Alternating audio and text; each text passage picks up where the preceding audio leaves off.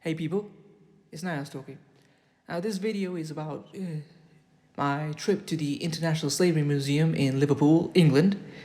Now, I want to talk about some things about this place, and overall, I felt a palpable sense of disgust. Now, first off, when I went there, the name is a misnomer. It's not a museum in its own right.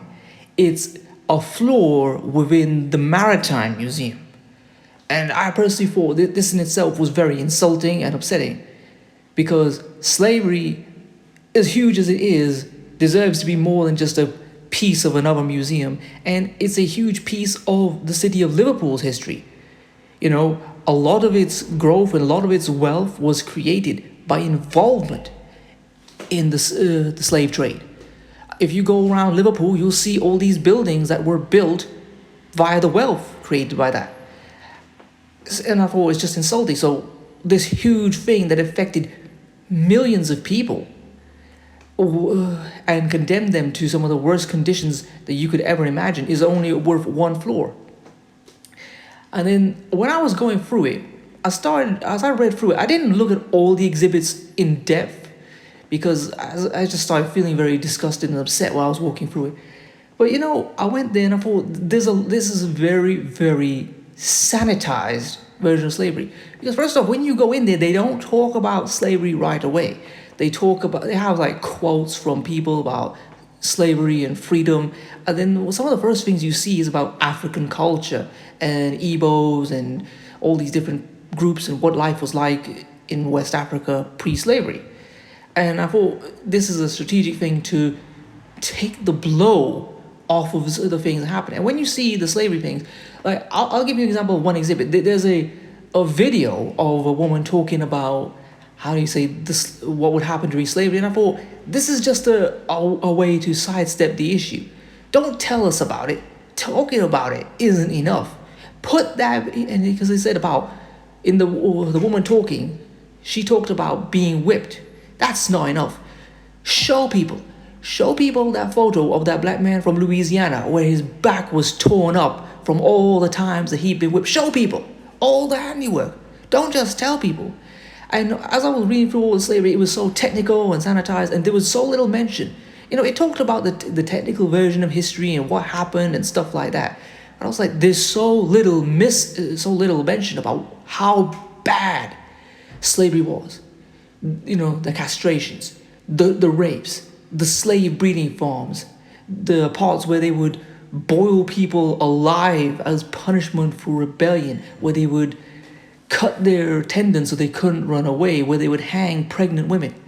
Now, I know what people might say, nice, do you want a museum that is just full of torture porn? No, that's not what I want. But the thing is, you can't make this museum and then leave all that stuff out. You can't understand how the traumatic slavery was and is to the diaspora until you understand what was going on and went on for centuries. It was so bad. You could not even imagine. Think of the worst horror movie, the most traumatic thing you've ever watched. And it's not even close.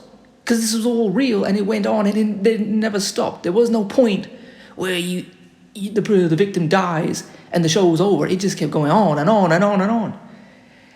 And I went throughout the whole museum, and one thing I noticed is the lack of any black people. You know, they were not even black visitors. I didn't see anyone black there. It was mostly white people, and I think I saw maybe one mixed person and some Arabs, and I just get the feeling like maybe everyone sort of subconsciously knows that there isn't anything for them here. There is no truth. How do you say? What else? And there were a lot of other things, because there was the piece about one thing that really showed me this was a museum that was built and designed by white people or black people who will do whatever white people want them to do, is the part about reparations was right in the corner. And I thought, how can you just sandwich such a huge issue right at the end where people can't see it? So I knew who was behind this museum. And then there was just the fact that everything was so dark. And I went down to the lower levels of the Maritime Museum, and I was like, it's quite bright here. Even though they have the same lighting system, you can still see a lot. And I was just really disgusted. Look, what does Neely Fuller always say? Stand by your work.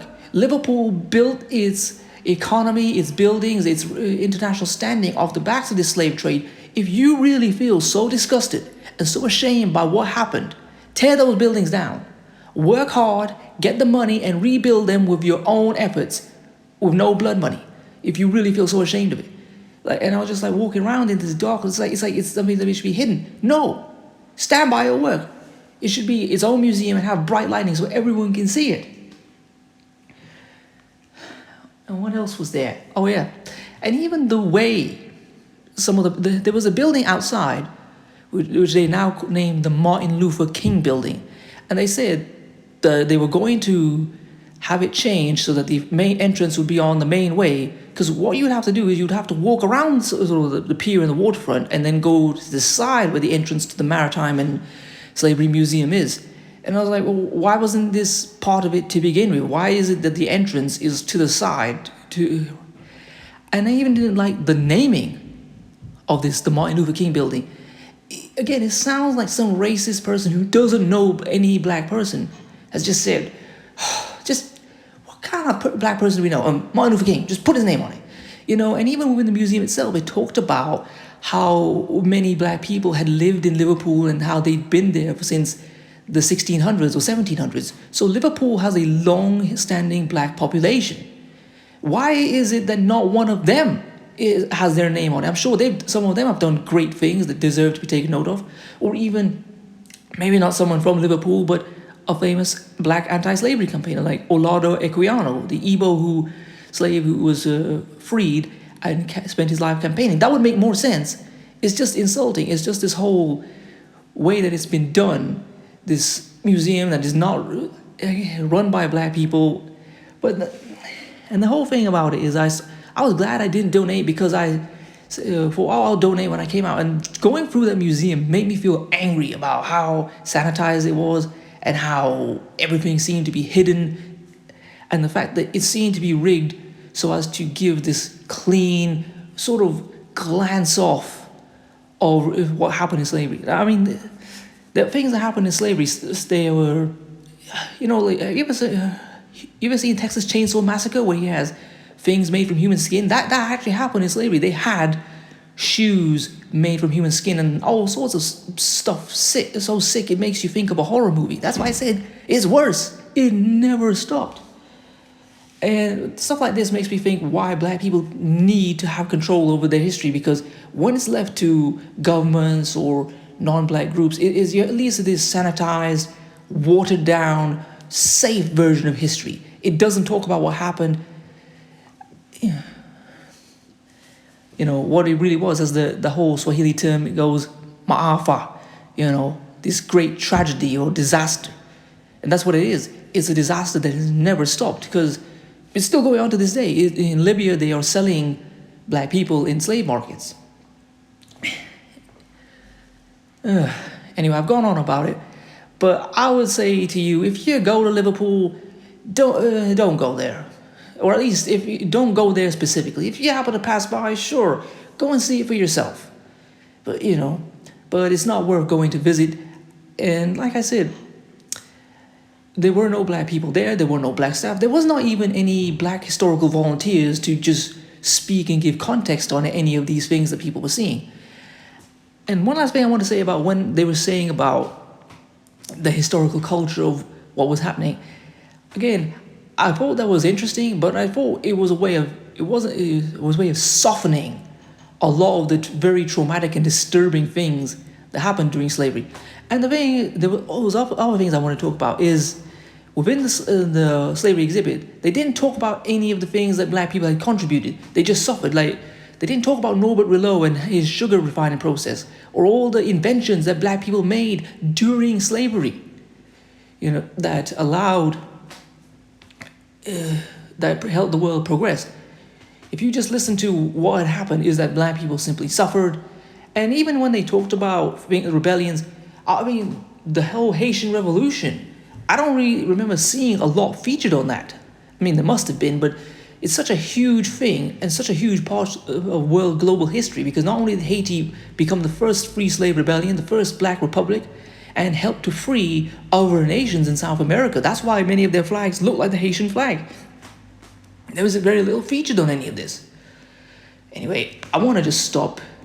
But anyway, the whole thing was very upsetting. Please comment, rate, share, and subscribe. Peace.